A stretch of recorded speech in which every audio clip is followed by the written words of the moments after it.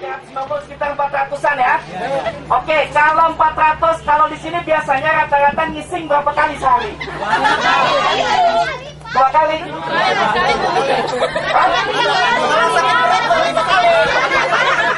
Oh, ini yang biasa, Sekali, oke, sekali. Rambutnya Pak siapa? Pak Herman, ini rambutnya.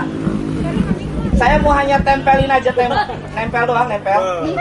Kemudian saya celupin ke sini. Tadi yang minum ini siapa tadi? Ada yang mau minum lagi? Bapak mau minum? Ibu. Nah, sebelah sini ada yang mau minum.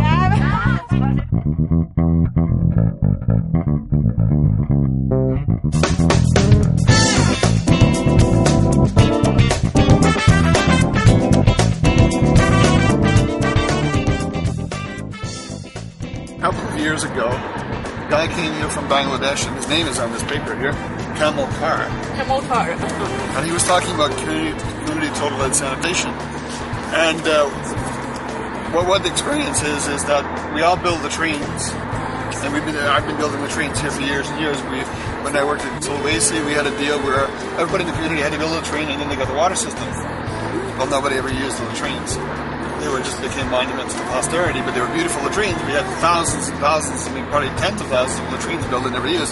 And we did all our hygiene and sanitation education programs, and we tried to get them to wash their hands. We did everything that we were supposed to do, but it was not great success. It's really a shame that these people just have the feces are everywhere. Yeah, they're all over the place here. What we really need to do is just get rid of open defecation. How to do it, and all our nice teaching and training and talking to people about how unhealthy it is and how there's bacteria and so on has never had any effect. So he came up with this methodology which is really in your face. They do a thing called the walk of shame, identifying where people are pooping in the village, and then and I believe they also do a calculation of how much poop is created by one man or one person in a year. And they also do things with water, like putting poop in water and getting the trust to go and drink it.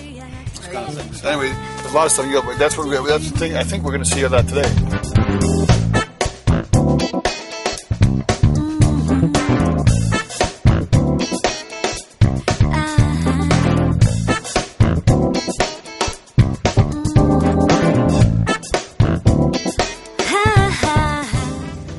Instead of building toilets or providing toilet construction subsidies, the community-led total sanitation, or CLTS method, focuses on igniting a feeling of shame and disgust among community members as they begin to understand how mass open defecation puts themselves and their neighbors at risk.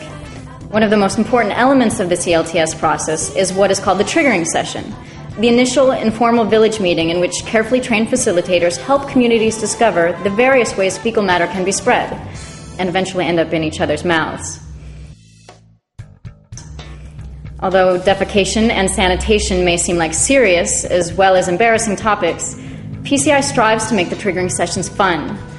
Facilitators always open the sessions with an icebreaker, like this one, which pits the men versus the women in a race requiring cooperation, team support, and laughter.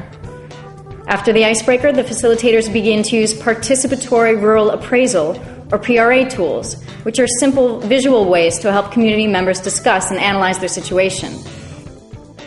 PCI has developed a tested, step-by-step facilitation plan which emphasizes use of the most effective tools, builds momentum, and ensures a smooth flow of activities.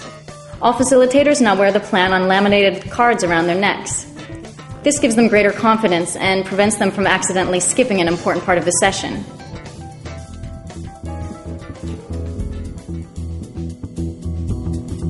One of the first tools used during the triggering session is called community mapping. During this exercise, community members are encouraged to create a large map of their village. This can be done using a variety of materials. In this village, a community volunteer is given colored chalk to sprinkle on the ground. With input and guidance from the crowd, he marks the village borders, roads, and the nearby sea. Then each community member uses paper squares to represent their homes. Finally, they sprinkle yellow chalk in all the areas that the community currently uses to defecate, such as neighboring fields and beaches. Throughout this activity, the facilitator uses the map to stimulate discussion, asking questions that illuminate current sanitation issues. Community members may discuss how far each person has to walk to defecate, which areas of the village are considered the dirtiest, and what defecation spots may easily breed contamination, such as streams that are also used for bathing and washing clothes. This exercise helps the community develop a better understanding of their overall sanitation situation.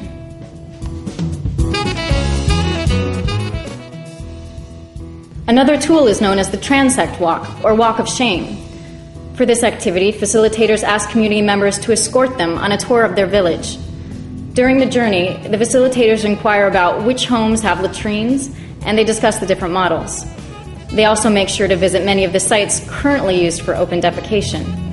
Although most community members will try to shy away from these areas, the facilitators make a point of discussing the spots and asking direct questions, such as how many people and which households use each area. They often point to piles of feces and ask, "Who's this?" and comment on the disgusting sight and smell. Although PCI facilitators always make such comments with a smile and a joking manner, this exercise does tend to embarrass community members, and it helps them see their situation in a new light, through the eyes of a visitor. The shame this walk generates often inspires a strong desire to change.